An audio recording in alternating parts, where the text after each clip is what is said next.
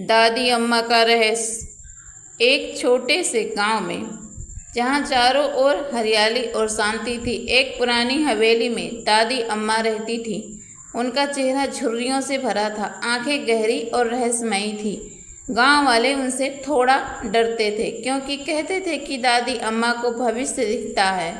बच्चे उनके पास जाने से कतराते थे, लेकिन एक छोटी लड़की राधा हमेशा उनकी कहानियों से मोहित रहती थी।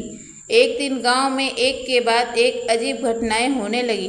रात में किसी के रोने की आवाज़ आती, सुबह खेतों में अजीब निशान मिलते। लोग परेशान थे, कोई समझ नहीं पा रहा था कि क्या हो रहा है। तभी राधा को याद आया दादी अम्मा का रहस्यमयी स्वभाव। वह हिम्मत करके उनके पास गई। दादी अम्मा, राधा ने फुसफुसाते हुए कहा, गांव में कुछ अजीब हो रहा है, क्या आपको पता है? दादी अम्मा ने अपनी गहरी आंखों से राधा को देखा और एक लंबी सांस ली। मुझे पता था, यह होना ही था, उन्होंने धीमी आवाज में कहा। यह एक पुराना बदला है। राधा हैरान थी। बदला? किसका बदला? दादी अम्मा ने उसे अपने पास बिठाया और एक पुरानी कहानी सुनानी शुरू की। कई साल पहले इसी गांव में एक आदमी ने किसी के साथ बहुत बड़ा धोखा किया था, जिसके कारण उस परिवार को गांव छोड़ना पड़ा था। दादी अम्मा ने बताया कि वह परिवार अब लौट आया है और अपना बदला ले रहा है, लेकिन वह कौन है और हम उसे कैसे रोकेंगे? राधा ने पूछा। दादी अम्मा ने एक पुरानी ताबीज़ निकाली और राधा को दी। यह ताबीज़ तुम्हें सही रास्ते पर ले जाएगी, लेकिन तुम्हें उस आदमी को पहचानना होगा जिसने धोखा दिया था। बदला लेने वाला उसके सबसे करीब है।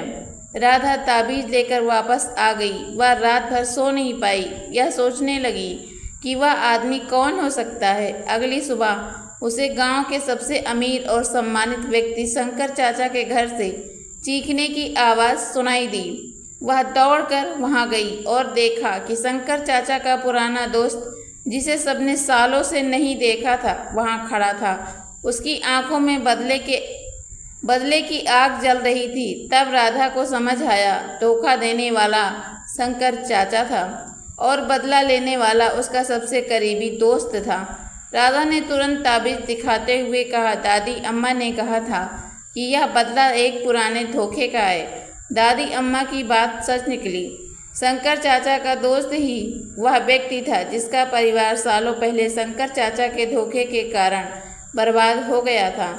गांव वालों ने उस दोस्त को समझाया और दादी अम्मा की बुद्धिमत्ता से स्थिति को शांत किया गया। दादी अम्मा ने सबको बताया कि कैसे नफरत और धोखे से हमेशा बुरा ही होता है।